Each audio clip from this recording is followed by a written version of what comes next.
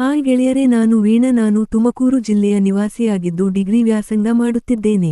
ನಾನು ನಮ್ಮೂರಿನಲ್ಲಿಯೇ ಇರುವ ಖಾಸಗಿ ಸಂಸ್ಥೆಯ ಕಾಲೇಜಿನಲ್ಲಿ ಕಲಿಯುತ್ತಿದ್ದು ಈ ವೇಳೆ ನಡೆದ ಒಂದು ಘಟನೆಯನ್ನು ನಿಮಗೆ ಹೇಳುತ್ತೇನೆ. ನಮ್ಮ ಕಾಲೇಜು ಖಾಸಗಿಯಾಗಿದ್ದರಿಂದ ಇಲ್ಲಿ ಹೆಚ್ಚಾಗಿ ವಿದ್ಯಾರ್ಥಿಗಳು ಬರುವುದಿಲ್ಲ, ಅಲ್ಲದೆ ತರಗತಿಗಳು ಕೂಡ ಅಷ್ಟೇ ಹೆಚ್ಚಾಗಿ ನಡೆಯುವುದಿಲ್ಲ. ಇನ್ನು ನಾನು ನೋಡಲು ಸುಂದರವಾಗಿದ್ದು ಉದ್ದವಾದ ಕೂದಲು ಮೇಣಕೆಯಂತೆ ಇದ್ದೇನೆ. ನನ್ನ ಸ್ನೇಹಿತೆಯರೆಲ್ಲರೂ ನನಗೆ ನೋಡಲು ಸುಂದರವಾಗಿದ್ದೀಯಾ ಎಂದು ಹೇಳುತ್ತಿದ್ದರು. ಇನ್ನು ಕೆಲವರು ನಿನ್ನಷ್ಟು ಅಂದ ದೇವರು ನಮಗೆಲ್ಲಿ ಕೊಟ್ಟಿದ್ದಾನೆ ಅಂತೆಲ್ಲ ಹೊಟ್ಟೆಕಿಚ್ಚು ಪಡುತ್ತಿದ್ದರು. ಇನ್ನು ನಾನು ಇಲ್ಲಿ ಸೇರುವವರೆಗೆ ಒಮ್ಮೆಯೂ ಆ ಕೆಲಸವನ್ನು ಮಾಡಿದಿಲ್ಲ, ಅಲ್ಲದೆ ಹಸಿವುವಾದಾಗ ಕೈ ಕೆಲಸ ಮಾಡಿಕೊಂಡು ಸುಮ್ಮನೆ ಇದ್ದು ಬಿಡುತ್ತಿದ್ದೆ. ಒಂದು ಮಾತಿದೆಯಲ್ಲ, ಸುಂದರವಾಗಿ ಇದ್ದವರಿಗೆ ಯಾರೂ ಬೀಳುವುದಿಲ್ಲ ಅನ್ನೋ ಹಾಗೆ ನನ್ನ ಪರಿಸ್ಥಿತಿಯಾಗಿತ್ತು. ಎಲ್ಲರೂ ಕೂಡ ನಿನಗೆ ಯಾರೂ ಇಲ್ಲ ಎಂದರೆ ನಂಬೋಕೆ ಆಗುತ್ತಾ ಅಂತೆಲ್ಲ ಎನ್ನುತ್ತಿದ್ದರು. ಆದರೆ ನನ್ನ ಕಷ್ಟ ಮಾತ್ರ ನನಗೆ ಗೊತ್ತಿತ್ತು. ಹೀಗಾಗಿ ಹೇಗಾದರೂ ಮಾಡಿ ಒಮ್ಮೆಯಾದರೂ ಕೆಲಸ ಮಾಡಿಬಿಡಬೇಕು ಎಂದು ಯೋಚಿಸುತ್ತಾ ಇದ್ದೆ. ಅಲ್ಲದೆ ನನಗೆ ಮೊದಲಿನಿಂದಲೂ ಆ ವಿಷಯದಲ್ಲಿ ತುಂಬಾ ಆಸಕ್ತಿ ಇತ್ತು. ಹೀಗೆ ಇದ್ದಾಗಲೇ ಆಗೊಮ್ಮೆ ಈಗೊಮ್ಮೆ ಅಂತ ಕಾಲೇಜಿಗೆ ಬರುತ್ತಿದ್ದ ಪ್ರಕಾಶನ ಕಂಡು ನನ್ನನ್ನು ನಾನೇ ಮರೆತಿದ್ದೆ. ಏಕೆಂದರೆ ಅವನು ನಮ್ಮ ಪಕ್ಕದೂರಿನವನೇ ಆಗಿದ್ದು, ಅವನು ನೋಡಲು ಸುಂದರವಾಗಿ ಇರುವ ಜೊತೆಗೆ ಎತ್ತರವಾಗಿ ಇದ್ದಾನೆ. ಇನ್ನು ಕಾಲೇಜಿಗೆ ಬಂದ ಮೇಲೆ ಪರಿಚಯ, ಸ್ನೇಹವು ಮತ್ತೊಂದು ಹಂತಕ್ಕೆ ಹೋಗಿತ್ತು. ಹೀಗೆ ನಮ್ಮ ನಡುವೆ ದಿನಾಲೂ ಚಾಟಿಂಗ್ ಮತ್ತು ಹೊರಗಡೆ ಸುತ್ತಾಟವೆಲ್ಲ ನಡೆಯುತ್ತಿತ್ತು. ಆದರೆ ಹೀಗೆ ಹೊರಗೆ ಹೋದಾಗಲೆಲ್ಲ ಫ್ರೆಂಡ್ಸ್ ಎಲ್ಲ ಸೇರಿದಾಗ ಮಾತ್ರ ನಾನು ಹೊರಗೆ ಹೋಗುತ್ತಿದ್ದೆ, ಇಲ್ಲ ಅಂದ್ರೆ ಹೋಗುತ್ತಿದ್ದಿಲ್ಲ.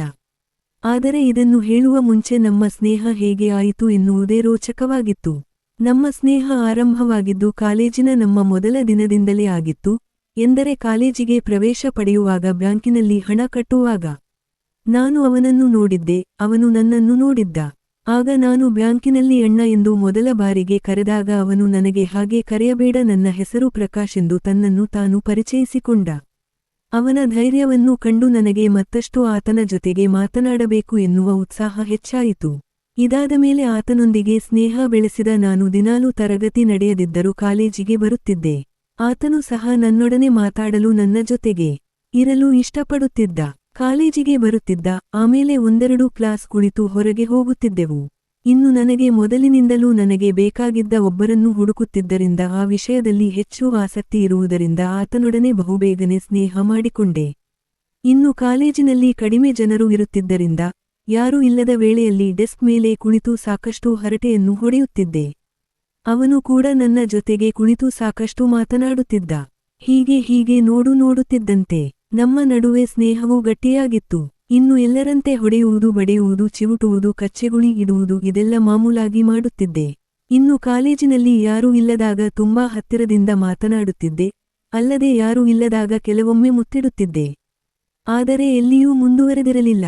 ಹೀಗೆ ನಮ್ಮ ದಿನಚರಿ ನಡೆದಿತ್ತು. ಇದರ ಜೊತೆಗೆ ಕಾಲೇಜಿನಲ್ಲಿ ಅಭ್ಯಾಸವೂ ನಡೆದಿತ್ತು. ಉಳಿದಂತೆ ಬರುತ್ತಿದ್ದ ಸ್ವಲ್ಪ ಜನರ ಪೈಕಿಯವರು ಕೂಡ ನಮಗೆ ಬೇಕಾದರವರನ್ನು ಆಯ್ಕೆ ಮಾಡಿಕೊಂಡು ಬಿಟ್ಟಿದ್ದರು. ಹೀಗೆ ಇದ್ದಾಗಲೇ ಒಂದು ದಿನ ಕಾಲೇಜಿನ ವತಿಯಿಂದ ಪ್ರವಾಸಕ್ಕೆ ಹೋಗಲು ತಯಾರಿಯನ್ನು ನಡೆಸಲಾಯಿತು. ಇದಕ್ಕೂ ಮೊದಲು ನಾನು ಪ್ರಕಾಶ್ ಬೇರೆ ಚಾಟಿಂಗ್ ಎಲ್ಲ ಮಾಡುತ್ತಿದ್ದರಿಂದ ನಮ್ಮ ನಡುವೆ ಏನೂ ಮುಚ್ಚುಮರೆ ಇರಲಿಲ್ಲ. ಇನ್ನು ಪ್ರವಾಸದ ದಿನ ನಾವು 21 ಜನರು ಪ್ರವಾಸಕ್ಕೆ ಹೊರಟೆವು. ನಮ್ಮ ಪಯಣ ಮೈಸೂರಿನ ಕಡೆಗೆ ಸಾಗಿತು. ಅದಾಗಲೇ ನಮ್ಮ ಕಾಲೇಜಿನವರು ಮೈಸೂರು ಅರಮನೆ, ಮೃಗಾಲಯ ನೋಡಿಕೊಂಡು ಬಂದಿದ್ದರು. ನಾನು ಕೂಡ ಈ ಹಿಂದೆ ನೋಡಿದ್ದರಿಂದ ನಾನು ಬರ್ತೀನಿ ಎಂದು ನಮ್ಮ ಸರ್ಗೆ ಹೇಳಿ ಬಸ್ನಲ್ಲಿ ಕೂತಿದ್ದೆ.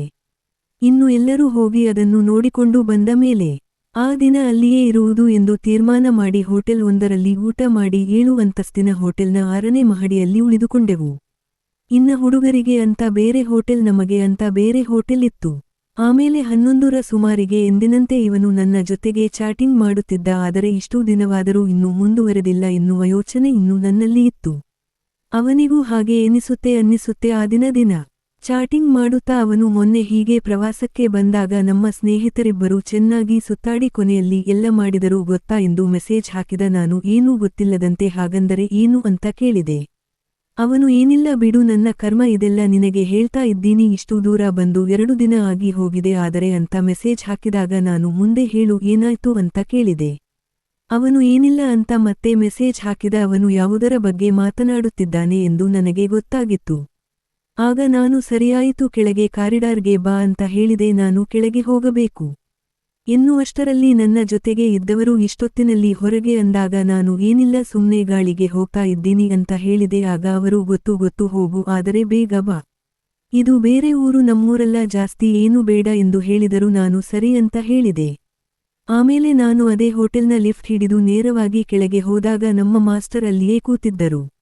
ಇನ್ನು ಇವರ ಕೈಗೆ ಸಿಕ್ಕರೆ ನನ್ನ ಕಥೆ ಮುಗಿತು ಅಂತ ಕೂಡಲೇ ಲಿಫ್ಟ್ನಲ್ಲಿ ಪಾರ್ಕಿಂಗ್ ಫ್ಲೋರ್ಗೆ ಹೋದೆ. ಇವನಿಗೆ ಕೂಡ ಅಲ್ಲಿಯೇ ಬರುವಂತೆ ಹೇಳಿದೆ. ಆಮೇಲೆ ಅವನು ಬಂದ ಮೇಲೆ ಯಾಕೆ, ಏನಾಗಿದೆ, ಹೀಗೆಲ್ಲ ಮೆಸೇಜ್ ಮಾಡ್ತಾ ಇದ್ದೀಯಾ ಎಂದು ಕೇಳಿದಾಗ ಅವನು ಏನಿಲ್ಲ ಎಂದು ಸಿಟ್ಟಿನಲ್ಲಿ ಹೇಳಿದ. ಆಗ ನಾನು ನೋಡು, ಇದು ಬೇರೆ ಊರು ಕಣೋ, ಹೀಗೆಲ್ಲ ಸರಿನಾ ಎಂದು ಹೇಳಿದಾಗ ಅವನು ನಿನ್ನ ಜೊತೆಗೆ ಮಾತಾಡೋಕೆ ಇಷ್ಟ ಇಲ್ಲ ಎಂದು ಹೇಳಿದ. ಆಮೇಲೆ ಮಾತಿಗೆ ಮಾತು ಬೆಳೆದು ಜಗಳವಾಗಿ ಬಿಟ್ಟಿತ್ತು.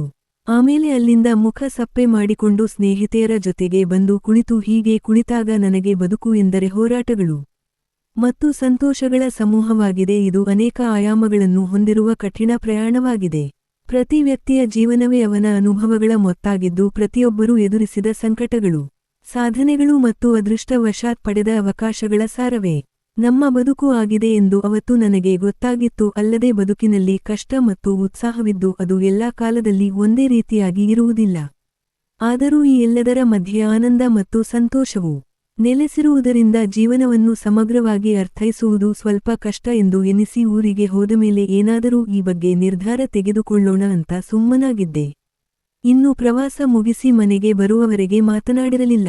ಬಹಳ ದಿನದ ಮೇಲೆ ನನಗೂ ಒಬ್ಬನ ಸ್ನೇಹವಾಗಿದೆ. ಇವನನ್ನು ಕಳೆದುಕೊಂಡರೆ ನನಗೆ ಕಷ್ಟ ಎಂದು ಯೋಚಿಸಿದೆ. ಕೊನೆಗೆ ಅವನಿಗೆ ಮೆಸೇಜ್ ಹಾಕಿದಾಗ ಅವನು ರಿಪ್ಲೈ ಮಾಡಲಿಲ್ಲ. ಆಗ ನಾನು ಅವನಿಗೆ ವಿಡಿಯೋ ಕಾಲ್ ಮಾಡಿದಾಗ ಕಟ್ ಮಾಡಿದ. ಆಮೇಲೆ ಅವನಿಗೆ ಆತರದ ಒಂದು ನನ್ನ ಫೋಟೋ ಹಾಕಿದರೂ ಸಹ ಅವನು ಸಿಟ್ಟು ಕಡಿಮೆಯಾಗಲಿಲ್ಲ. ಹೀಗೆ ಒಂದು ದಿನ ನಮ್ಮ ಮನೆಯಲ್ಲಿ ಊರಿಗೆ ಹೋದಾಗ ಅವನಿಗೆ ನಮ್ಮ ಮನೆಗೆ ಬರುವಂತೆ ಹೇಳಿದ್ದೆ. ಅವನು ಮೊದಲಿಗೆ ಯಾಕೆ, ಏನು ಎಂದೆಲ್ಲ ಕೇಳಿದ. ಆಮೇಲೆ ಅವನಿಗೆ ನಿನಗೆ ಒಂದು ಆಶ್ಚರ್ಯದ ಉಡುಗೊರೆ ಇದೆ ಅಂತ ಹೇಳಿದೆ. ಅವನು ನಮ್ಮ ಮನೆಗೆ ಬಂದಾಗ ಅವನಿಗೆ ಬೇಕಾಗಿದ್ದ ಉಡುಗೊರೆ ಕೊಟ್ಟಿದ್ದೆ.